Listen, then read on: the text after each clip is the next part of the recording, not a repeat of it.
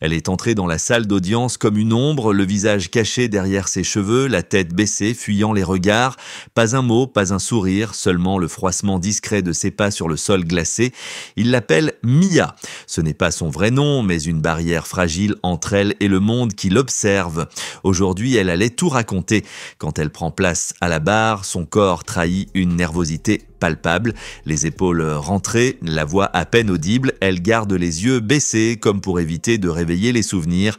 Face au juré, ce n'est pas une femme forte et assurée qui témoigne, mais une survivante brisée. Mia décrit un monde où l'horreur était devenue une routine.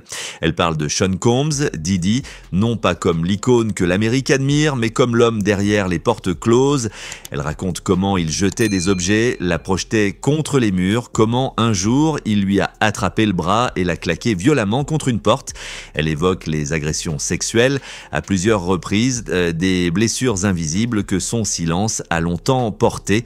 Dans la salle, l'air devient plus lourd à chaque mot, même le jury, d'ordinaire impassible, semble suspendu à ses lèvres tremblantes.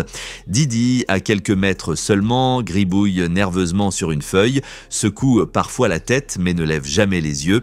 Le témoignage de Mia est un maillon crucial dans cette affaire tentaculaire, non seulement pour prouver l'existence d'un schéma d'abus, mais aussi pour corroborer les déclarations de Cassie Ventura, son amie de longue date, car oui, Mia n'était pas qu'une assistante parmi tant d'autres, elle était aussi la confidente de Cassie, celle qui a vu l'indicible. La tension monte d'un cran lorsque Mia revient sur un épisode que peu peuvent oublier, l'agression de Cassie, un soir dans l'intimité de son appartement. Ce soir-là, ils étaient 3, Cassie, Mia et Deontay Nash, le styliste personnel de Cassie. Il préparait un voyage quand des coups sourds ont retenti à la porte. Didi, il a fait irruption comme une tempête. D'un geste brutal, il a attrapé Cassie, l'a projeté au sol. Dans la confusion, Deontay a sauté sur lui, tentant de le maîtriser, mais a été violemment repoussé.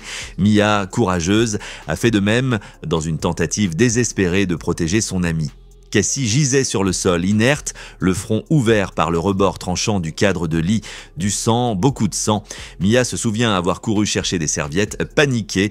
Ils ont inventé une histoire. Cassie avait bu, elle était tombée, personne ne devait savoir. À ce moment précis, l'indignation dans la salle est presque palpable. Les jurés notent frénétiquement, certains froncent les sourcils, l'accusation tient une pièce maîtresse entre ses mains, un témoignage brut, authentique, difficile à ébranler. À mesure que Mia déroule son récit, une vérité implacable se dessine. Derrière les projecteurs, derrière l'image polissée d'une star internationale, il y avait la violence. Non pas l'éclat d'une colère passagère, mais une brutalité calculée, systématique. À plusieurs reprises, elle affirme avoir subi non seulement les coups, mais aussi l'humiliation, l'effroi, l'insoutenable. Son témoignage est si dense, si crucial que l'accusation prend tout son temps. Chaque détail compte, chaque silence, chaque hésitation de Mia pèse autant que ses paroles. Le ministère public, conscient de l'enjeu, veut aller au bout avant la fin de la semaine. Le temps presse. Mais cette volonté de cadence fait grincer les dents de la défense. Didi est entouré de ses avocats, Marc Anifilo et Brian Steele, qui s'irritent publiquement. Ils dénoncent la pression exercée pour limiter le temps de contre-interrogatoire. Ce n'est pas un simple procès pour eux, c'est une bataille où chaque minute est un territoire à défendre. La tension monte entre les deux camps. Les procureurs insistent, il ne s'agit pas de bâcler, mais de respecter une logistique rigoureuse. Les témoins viennent de loin, il faut des vols, des hébergements. Le juge tranche froidement, il écoute les arguments, reste ferme. Aucun délai imposé pour la défense, mais une discipline de calendrier imposée à tous. Pendant ce temps, l'auditoire retient son souffle, car ce que Mia révèle dépasse les simples coups. Derrière elle se dresse l'ombre d'un réseau, d'un fonctionnement orchestré, où la violence, la peur et la soumission formaient un mode de vie, et son amitié avec Cassie Ventura n'était pas anodine. Témoin direct, amie loyale, elle connaissait l'envers du décor, les silences imposés, les blessures dissimulées. Quand elle évoque la soirée où Cassie, sous le choc, a dû être conduite en urgence chez un chirurgien, la salle est suspendue. Pas un bruit, pas un souffle. L'incident est maquillé, une version édulcorée est servie. Cassie aurait bu, elle serait tombée. Mais Mia sait, et maintenant tout le monde sait. Face à elle, Didi reste presque immobile. Il prend des notes, esquisse des gestes nerveux, parfois lève les yeux, parfois détourne le regard. Le jury, méthodique, consigne chaque mot. Pas d'éclat, pas de murmure, seulement ce poids, cette gravité que rien ne parvient à dissiper.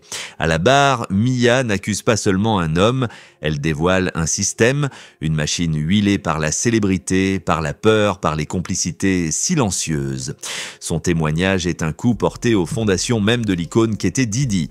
Bientôt, le contre-interrogatoire devra commencer. Brian Steele s'y préparera, mais pour l'instant, Mia a la parole et son récit précis, glaçant, ne laisse aucune place au doute. Alors que Mia quitte la barre pour une pause, le nom de Deontay Nash refait surface.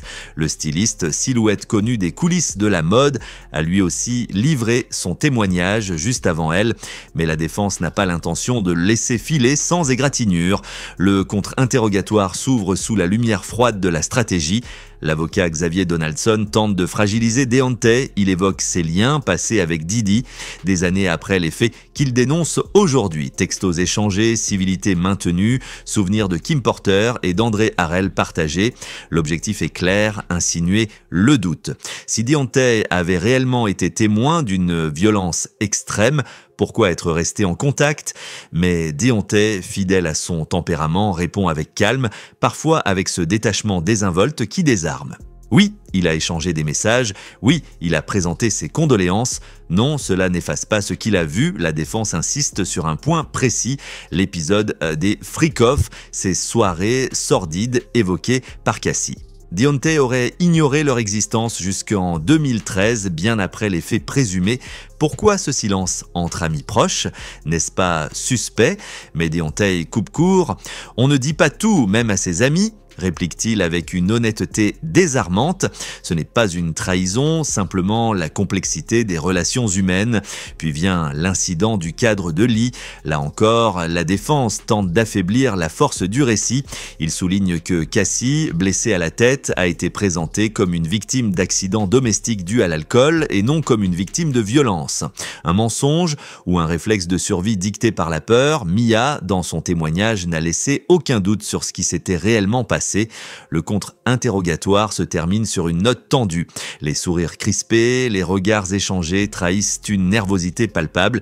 Deontay Nash quitte la salle, droit, silencieux. Pas de triomphe, pas d'effondrement, seulement ce poids invisible que la vérité impose à ceux qui la portent. Dans la salle, les jurés restent concentrés, impassibles en apparence. Pourtant, derrière leurs notes, chacun mesure la gravité de ce qu'il entend. Car ce procès n'est pas seulement une bataille de versions, c'est une plongée dans les ténèbres d'un empire bâti sur le contrôle, la peur et le silence. La journée touche à sa fin, Mia devra revenir. Le contre-interrogatoire l'attend, mais déjà une fissure s'est ouverte. Et dans cette brèche, la lumière brutale des témoignages pourrait bien faire vaciller tout ce que Didi a construit. Merci d'avoir regardé la vidéo jusqu'au bout, surtout n'oubliez pas de la liker et de partager autour de vous pour nous encourager. À la prochaine!